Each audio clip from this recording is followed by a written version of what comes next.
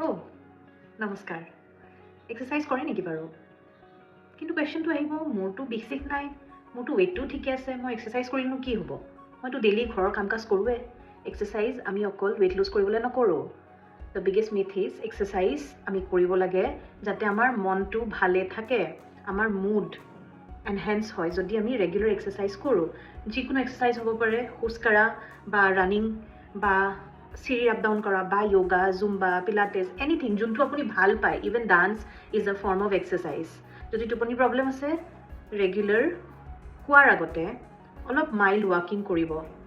আমাৰ এটা important hormone যোনটো আমি এণ্ডৰফিন বুলি কওঁ, উইচ ইজ ৰিলিজ যেতিয়া আমি এক্সাৰচাইজ কৰোঁ। গতিকে নেক্সট টাইম যেতিয়া আপোনাৰ খং উঠিব, মনটো বেয়া লাগিব, বিচনাখনত বাগৰি কান্দি নাথাকিব।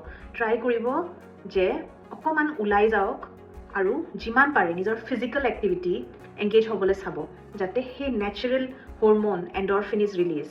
আমাৰ মনটো চবৰে বেয়া লাগে। আপুনি যদি এই বস্তুটো ফিজিকেল এক্টিভিটি আপোনাৰ ৰুটিনত ইনক্লুড কৰে, ইন গ্ৰুপছ বা অকলে, চাব কেনেকুৱা বেনিফিট পাব।